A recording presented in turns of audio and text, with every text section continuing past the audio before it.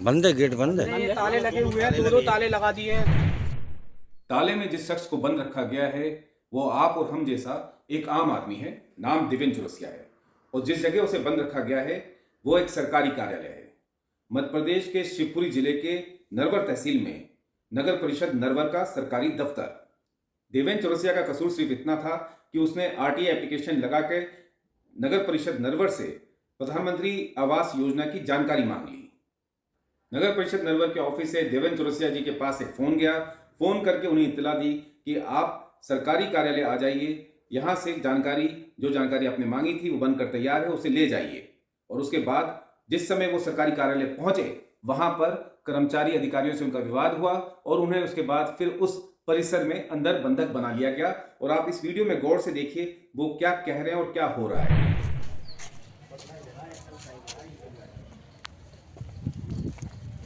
बंद है, गेट बंद है। ये ताले लगे हुए हैं, दो ताले लगा दिए हैं। काय के लिए लगा? ये साहब, मैंने कुटीर की जानकारी 2024 में मार्च में मांगी गई थी। मेरे द्वारा कुटीर की जो नई कुटीर सेक्शन हुई है उसकी, जो आज दिनांक तक 6 महीने तक मुझे गुमराह करके उनने कही आज दे रहे हैं, कल दे रहे हैं, आज दिनांक तक उपलब्ध नहीं कराई। नहीं तो अभी क्या हुआ, ये ताला क्यों लगाया? अभी मैंने सीएमओ साहब से पूछा वीडियो बना के कि सीएमओ साहब आप इस चीज की जानकारी मुझे क्यों उपलब्ध नहीं करा रहे हो, इसमें आपका क्या हित है?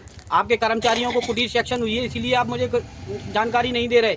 तो वो इतना कह के मुझसे चले गए कि ये आप कर्मचारी से उनसे जो अंकुर गुप्ता हैं उनसे जानकारी ले लो। फिर अंकुर से मेरी बात हुई तो अंकुर जैन का कहना ये है कि अभी मेरे पास जानकारी नहीं आई, मैंने 1 महीने पहले ही इसका वो लिया है चार्ज। फिर उसके बाद मैंने उनसे कहा कि जो हबीब खान जो पहले थे उनसे मेरी चर्चा हुई है, उनने ये कह दी कि मैंने पूरी जानकारी कुटीरों की जितनी आपने मांगी थी वो सीएमओ साहब को मैंने उपलब्ध करा दी है, सीएमओ साहब आपको उपलब्ध करा देंगे। सीएमओ का क्या कहना? सीएमओ साहब से पूछा तो सीएमओ साहब आज भी ये कह रहे हैं मुझसे कि मेरे पास तुम्हें इसके अंदर बंद कर लिया है? बंद कर लिया गया है, मुझे मारने की धमकी दे रहे हैं। इनमें से जो ताला लगा के, जो बाबू चपरासी जो ताला लगा के गया है उसने मुझ पर पत्थर पे भी वार किया है, पत्थर से वार कर रहे थे। इस घटना के बाद देवेंद्र चौरसिया जैसे तैसे अपने आप को छुड़ा करके पुलिस थाने तक पहुंचे। वहां उन्होंने कंप्लेंट भी दर्ज कराई। हालांकि पुलिस ने इसमें अभी तक कोई कार्रवाई नहीं की है, कोई पुख्ता कार्रवाई नहीं की है। जबकि मेरा इसमें मानना है कि भारतीय न्याय संहिता बीएनएस की धारा 126, धारा 127 और 128 के तहत पुलिस को दोषी कर्मचारियों के विरुद्ध कार्रवाई करनी चाहिए, क्योंकि उन्होंने देवेंद्र चौरसिया को जानबूझ करके वहां पर बंधक बना के रखा, उसे धमकाया। वहीं पुलिस के पास कार्रवाई का एक और आधार है। 2013 में केंद्र सरकार के गृह मंत्रालय ने उस समय गाइडलाइन जारी की थी कि कोई भी आरटीआई एक्टिविस्ट अगर किसी तरह से उसको धमकाया जाता है, उसके विरुद्ध कोई कार्रवाई की जाती है, तो पुलिस को संवेदनशील होकर के उस मामले की जांच करनी चाहिए। और ये गाइडलाइन उस समय सभी राज्यों के चीफ सेक्रेटरीज को फॉरवर्ड की गई थी फॉर इमीडिएट इम्प्लीमेंटेशन। लेकिन उसके बाद क्या हुआ, अब आप देखेंगे कि वो तमाम गाइडलाइंस रद्दी की टोकरी में पड़ी हुई है और उस पर कोई कार्रवाई नहीं हो रही है। इस मामले में मध्य प्रदेश राज्य सूचना आयोग को भी पहल करते हुए शिवपुरी के कलेक्टर और एसपी से जांच रिपोर्ट तलब करनी चाहिए। गुजरात में भी एक ऐसा ही मामला हुआ था और वहां पर तत्कालीन मुख्य सूचना आयुक्त ने वहां के कलेक्टर से जांच रिपोर्ट तलब की थी। पर सबसे बड़ा सवाल ये उठता है कि नगर परिषद नरवर के कार्यालय में आरटीआई में आवास योजना में ऐसी क्या जानकारी थी जिसको देने को लेकर जो कर्मचारी है वो इतना बड़ा दुस्साहस कर गए, किसी युवक को बंधक बना लिया।